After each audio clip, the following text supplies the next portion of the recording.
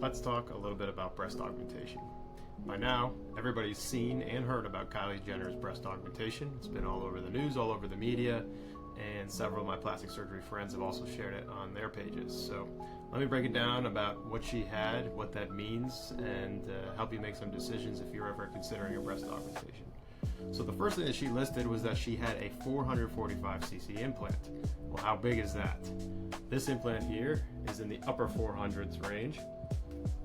And here there are several other sizes. So this is around 300 cc's, and some of these are slightly smaller. So how do you go about deciding what size implant you want? The way we pick the size of the implant is number one, based on your goals, what you tell us, and the look that you're going for. And then the second most important thing is actual dimensions of your chest. So we look at the base width of the implant and also the breast width. All these things help us determine the appropriate sized implant for you. 445 on that scale of things is pretty large. I would say the average person has an augmentation in the range of 250 to 350 cc's. The next thing that she said was that she chose a moderate profile implant.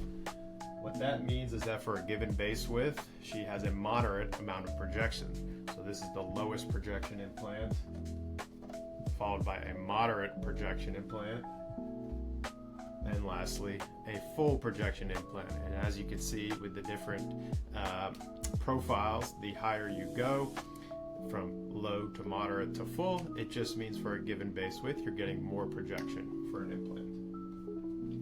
Again, that's tailored to what your request is, what your goals are for your breast augmentation, how augmented you want to look, and what overall size you're going for. All those factors are taken into consideration. The last thing that she mentioned was that her implant was placed half under the muscle.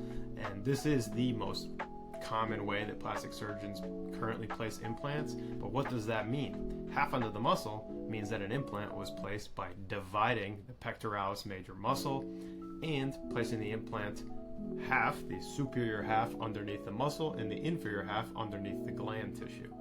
There is some recovery associated with that because we are cutting your muscle, and you will have a slight amount of weakness, which is usually not discernible by the patient after they've recovered.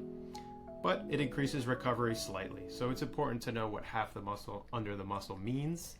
And there are other ways to place the implant, either totally under the muscle, which may be appropriate for some patients. I commonly don't do that, or completely on top of the muscle, which is a recent way that has really gained popularity. And I would say in the last 10 years, the trend is really towards putting implants in front of the muscle so that you can have a quicker recovery, quicker return to work, quicker return to exercise, and also less of what's called animation deformity.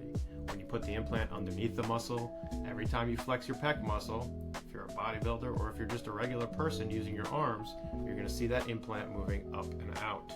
That doesn't exist when you put the implant in front of the muscle. Additionally, you don't have the recovery associated with it.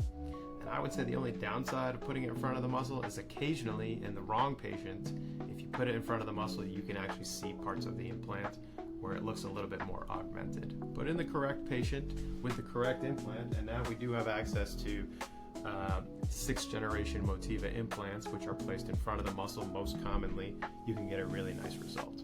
So that kind of summarizes what Kylie Jenner had, what all those things that she said mean, and hopefully gives you a little more information about breast augmentation. Thanks for tuning in.